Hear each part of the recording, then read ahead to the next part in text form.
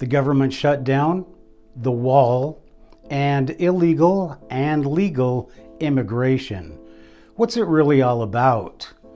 Coming up next on Deceptions of the Ages News.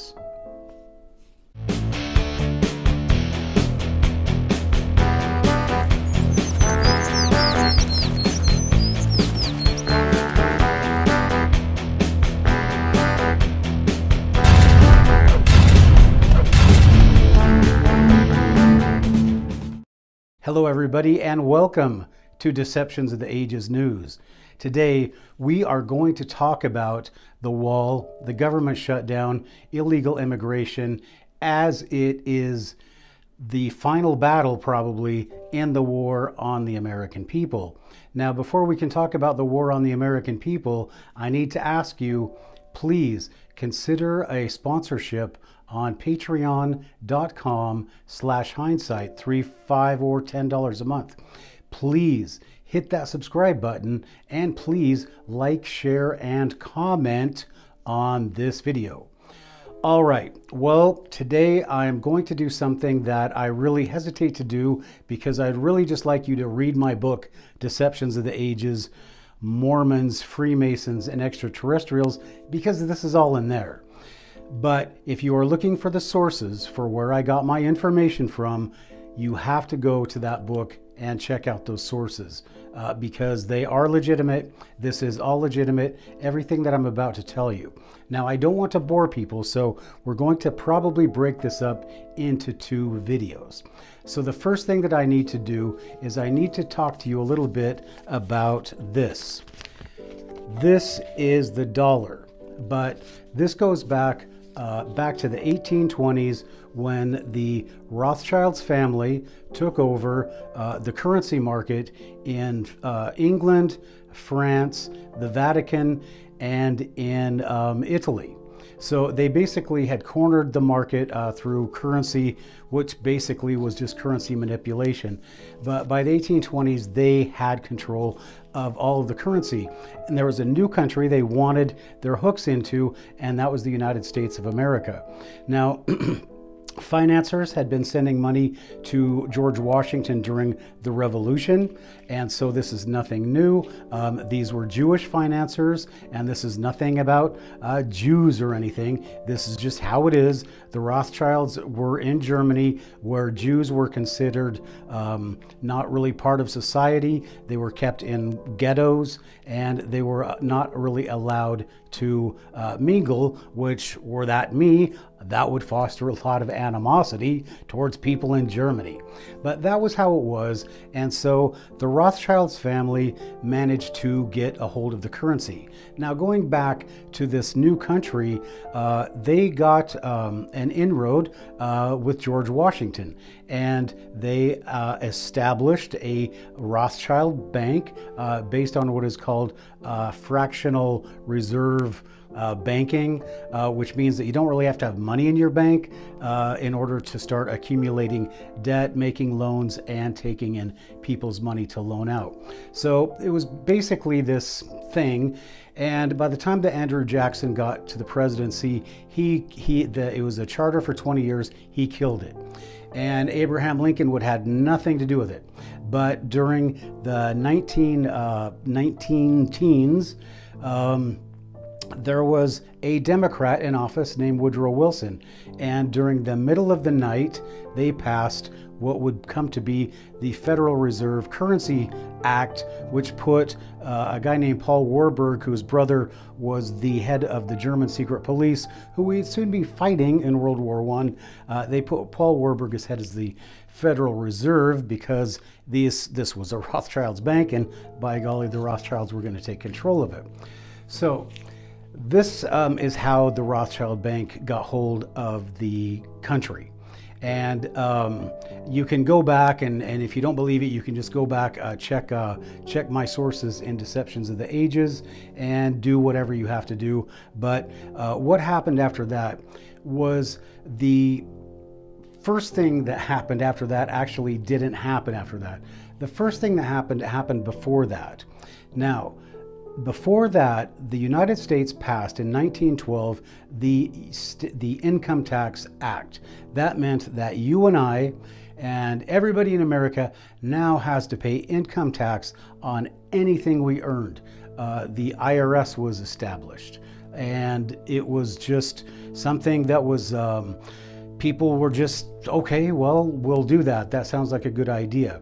Now, before we passed the Federal Reserve Act, the Rothschilds in Europe were not going to loan any more money to the governments in Europe because they had already loaned themselves out. They weren't good for any more credit. They were just massively in debt, and they were paying off interest. Does that sound familiar? So the one Rothschild woman, one of the daughters of the major Rothschild family, said that my brother, there will be no war in Europe in 1913 because my brothers won't loan anybody the money. But once the United States citizens were on the hook for their taxes, well, guess what?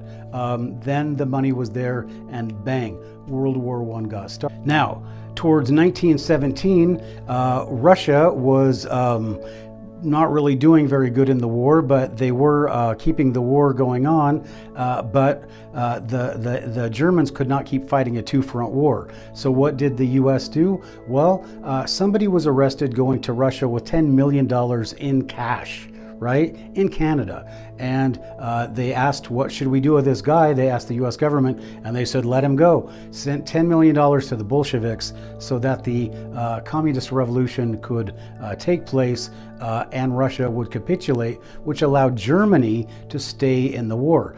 Now remember that when you have war, you have people that will pay any money. It's a war, right? It's about your security. You could die in a war, right?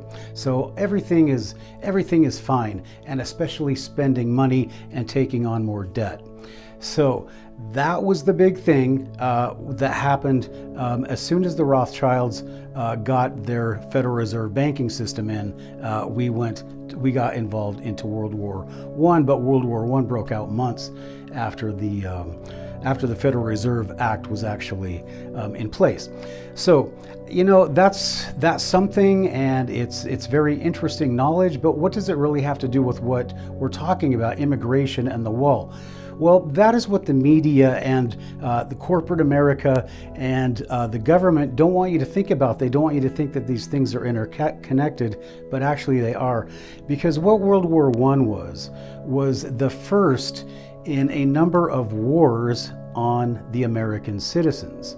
Okay, so when you send boys over to Europe to be terrorized, 5,000 kids, 18, 19, 20-year-olds were slaughtered in the Battle of Belleau Wood in a war that would basically run its course, and the Germans were just fighting on a shoestring, but they sent him into the most dangerous place.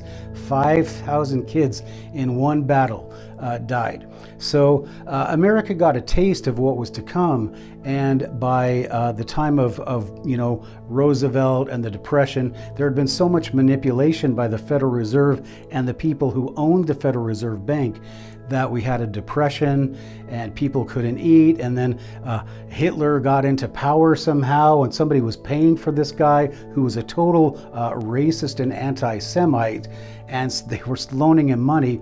And so all around the world, everybody started needing more weapons, right? Because Hitler was in power and Hirohito was in power, and the militarists in Japan were starting to move out across China and Southeast Asia. So where did they get the money for their armaments? These are very expensive things, right? And if you don't pay back your loans, nobody's going to loan you money, especially the Rothschilds family. So these countries were allowed to produce massive amounts of military hardware, to start a war, and on and on. So that is the key right there. It is that war and armaments, the armaments industries, the arms dealers, they require a lot of money. And not only do they require a lot of money, they require a lot of investment into technology, because you always have to be one up on your enemy. So somehow, after World War II and Pearl Harbor, where the Japanese just somehow managed to sneak up on us and attack us and kill a bunch of us in Pearl Harbor, much like at 9/11, well, the second war on the American people began, and we lost 500,000. We lost 500,000 people in World War II because we armed and financed these people, or maybe we didn't, but the banks did. So they financed these weapons and arms dealers and on and on. So at the end of the war, people realized, and this is in my book, Deceptions of the Ages, that in the United States, if we don't continually have wars, we're going to have to put a lot of people out of work. In Seattle, Boeing has managed to always be profitable and has been a steady business because they've always had arms contracts. Why? Because they've always had wars. So let's talk about Vietnam. The Gulf of Tonkin, a forgery. Korea, again, the South Vietnamese were actually infiltrating into North Korea, and North Korea and China really got upset and said, okay, enough is enough. So all these things happen, and all these people are manipulated so that people keep spending money on weapons and basically what is debt. All right, so number one in the war on the American people is war. We have had World War I, well, go back to the Spanish-American War, not really a war, but World War I, World War II. We have had Vietnam, Korea, we've had Grenada, we've had Panama, and God knows where we are now fighting. So, and all of these things cost money, and we have a defense industry that we don't even know how much money they get or where the money's going. It just keeps continuing to increase our deficit, right? So remember that, the deficit. So we're going to stop here because I don't want to make this too long-winded, but I'm going to stop here, and when we come back to part 2, we're going to talk about immigration and the war on the American people. Actually, the last war on the American people, but we're going to talk about a few other wars on the American people. So this is part 1, and we will see you in part 2 on Deceptions of the Ages News.